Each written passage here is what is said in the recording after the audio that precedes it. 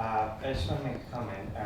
I saw a recent segment by American comedian John Oliver, and in his show last week tonight, he did a segment on the Commonwealth Games, and he was asking how is this still relevant, and he did make a small point about it. So can we use that to the whole Commonwealth? Is he right? Because most people outside the Commonwealth don't really know much about it. Like who really showed out in that show. So how can we make the Commonwealth more relevant outside of the Commonwealth, where clearly a lot of people don't know about it? That's a good question. I think that is partly because it is a strange organisation to understand.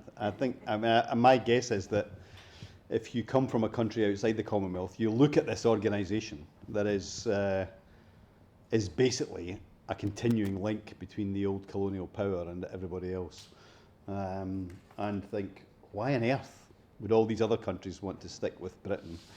And how does this work in practice? And I think that does give the Commonwealth some difficulties. I think there's a bit of a guilt complex in the UK. It's never.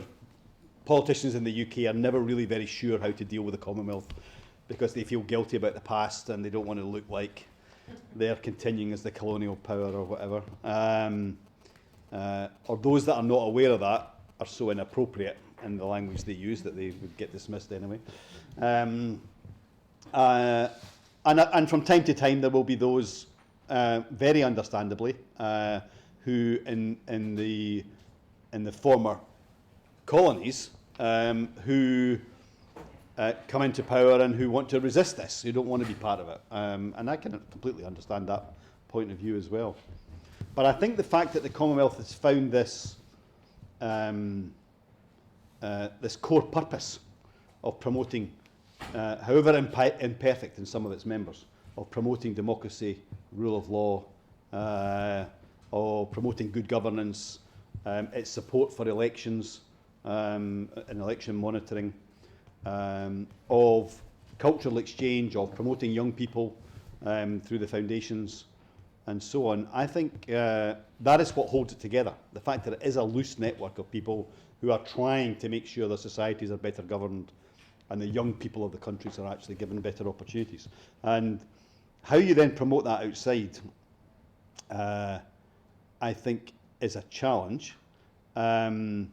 I think perhaps the Commonwealth could talk more openly and proudly about what it does. For example, last year I was in the Maldives for the elections that took place there last year. Really difficult set of elections. Some violence on the ground, but a history of election and post-election violence. Some very aggressive politicians. That could have sparked off some real problems. But I'm absolutely convinced that the presence of the Commonwealth election monitoring mission, with at least the vocal support of the parties on the ground, helped stabilise the election, and when the first election effectively was declared null and void and it was reorganised a month later, it did help that happen in an atmosphere of relative non-violence compared to what happened in the past. And I think the Commonwealth should boast a bit more about that. Everybody knows that the United Nations has peacekeeping forces.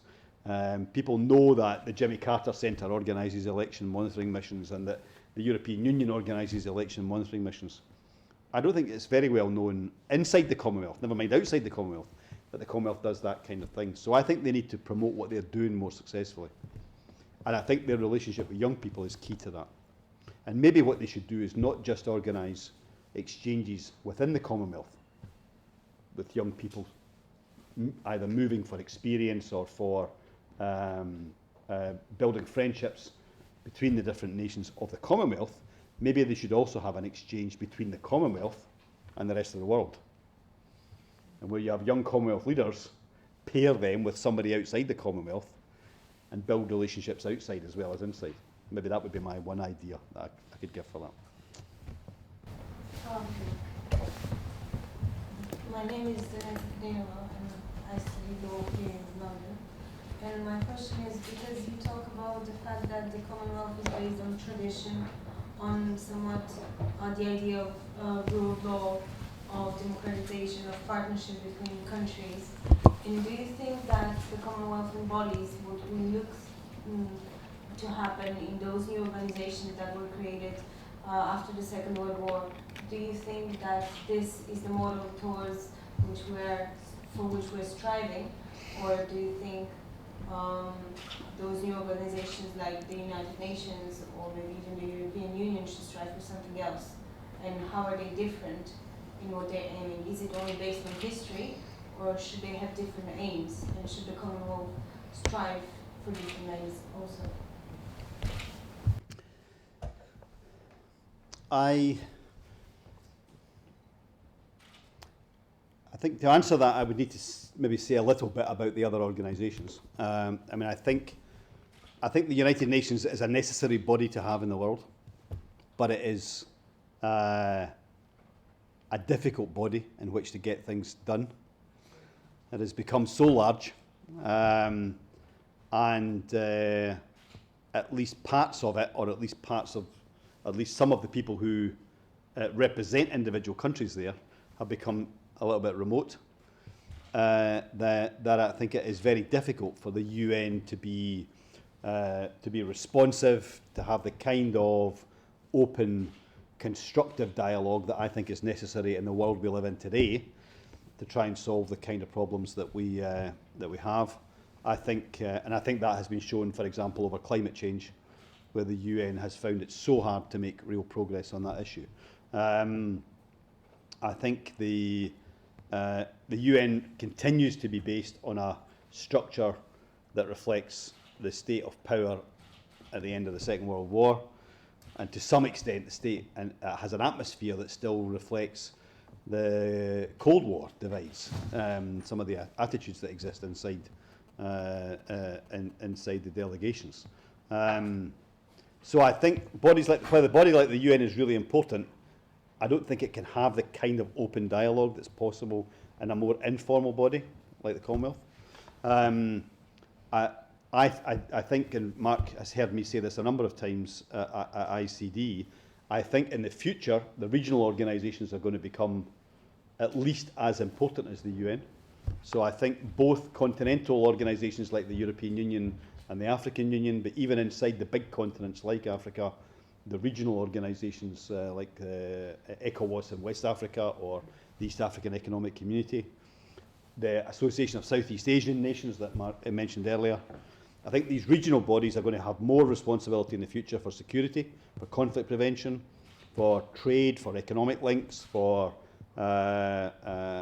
governance in their area, because the neighbourhood is what really matters, and where this can be best done. But I also think, and as I say, if that international infrastructure is being created, you wouldn't then go and create a Commonwealth to superimpose over the top of it.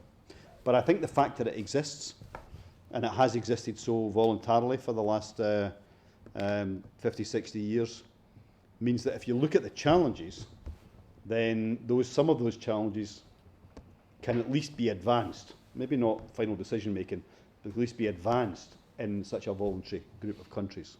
So I don't think the Commonwealth will ever be the same as either the regional groups or the United Nations. But I think it can have an influence over what happens there by developing better understanding and by sticking to what it's good at, which is promoting the values of governance, rule of law, democracy, dialogue, understanding, the promotion of young people and so on. Does that make any sense? Probably not. Hi, my name is Margaret Ali. I'm from UPF.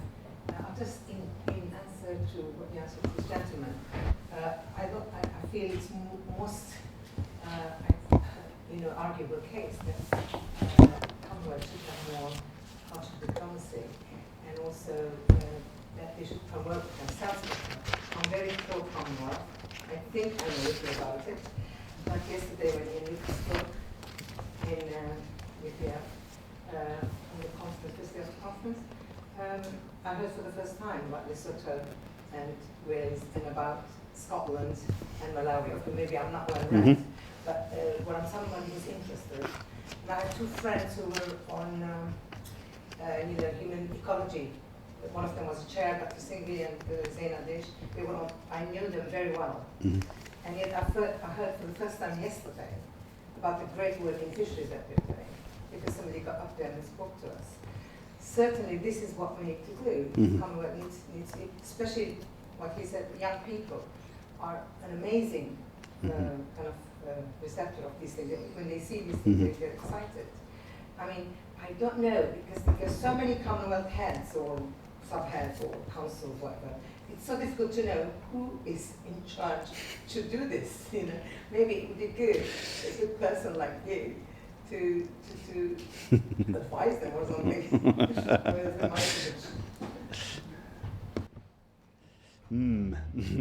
I'll take that as a compliment, but maybe not comment. I think.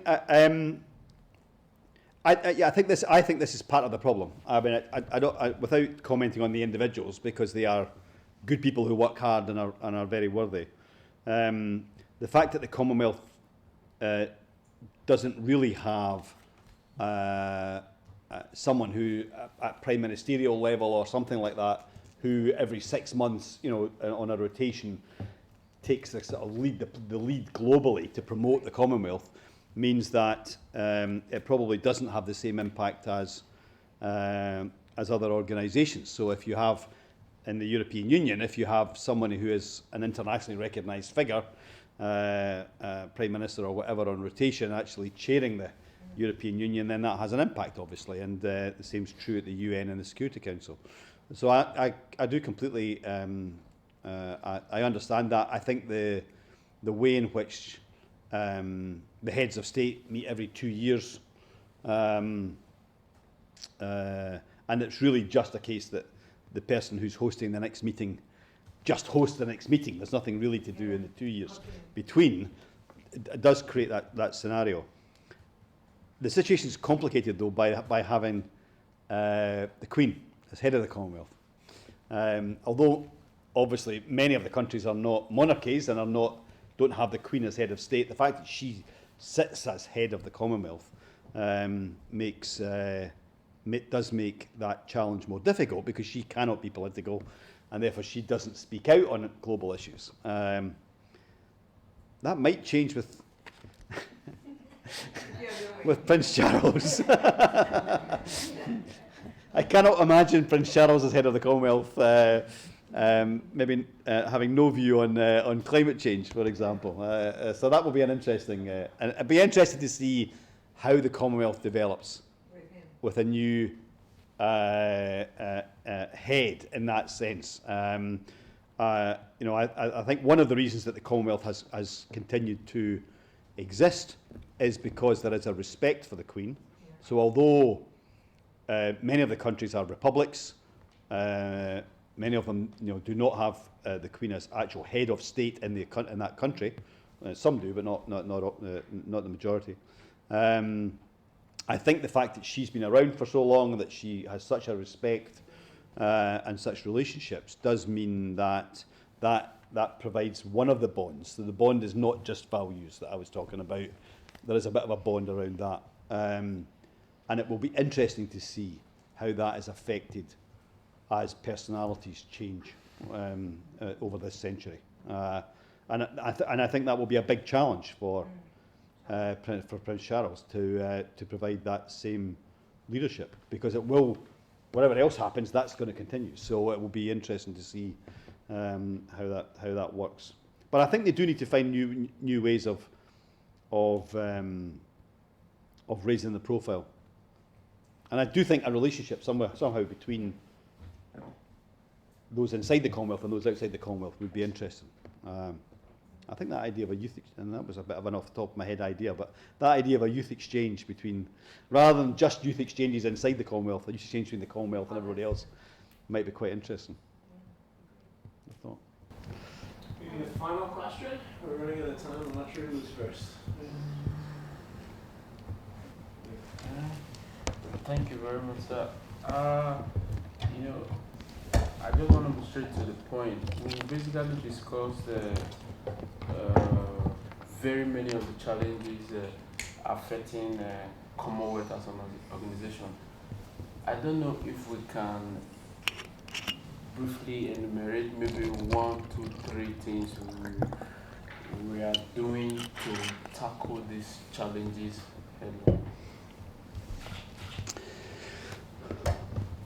Well, I think to be more specific, I think the area where the Commonwealth probably makes most impact, and I think this is a good thing, is in relation to the promotion of democracy and good governance. And that goes on. That is not just something that is discussed at summits every 2 years, but that is something that goes on an ongoing basis, supporting countries, particularly supporting elections, but also other challenges as well. I think they could do more, but at least there is a level of activity in that is helpful. I think on the other challenges that I mentioned, I don't think the Commonwealth does enough at the moment. So if I pick 2 in particular, one being development, where the Commonwealth does support development, and it obviously maintains a link between some countries that are richer, although within the Commonwealth, relatively few, and those countries that are developing. I think the Commonwealth could do more, perhaps particularly in the area of highlighting success in development, so that other countries can learn from that success. So instead of just seeing development as a contribution from the developed world to the developing world, actually within the developing world, I think the Commonwealth could do more to promote success stories, and particularly trade in countries that are emerging from extreme poverty into actually being a more active participant in the global economy. So I think that's one thing the Commonwealth could do more of. And the other area in which I think the Commonwealth could do more, I think, would be in relation to those environmental challenges that I mentioned. I think migration is fast becoming the global issue that is most likely to cause real difficulties, both in the developing world and in the developed world in this century. And I think a lot of the challenges that are linked to migration, whether that is cultural understanding in countries where people are migrating to, or economic problems in countries that people are migrating from, I think issues of migration, discussions about that, a cross-continental organisation like the Commonwealth could play a role in. You cannot deal with the political, security, personal challenges of migration by just talking about them inside the European Union. And you can't deal with them just talking about them inside the African Union. And I suspect talking about them inside the United Nations, it's just a little bit too divorced. But a more informal organisation like the Commonwealth might be a good place to start to talk about how these relationships are between countries are leading, and the challenges people face in their everyday lives in rich countries and poor countries are leading to the sorts of tensions and that eventually result in 500 people piling onto a small boat in the Mediterranean that sinks and they all lose their lives.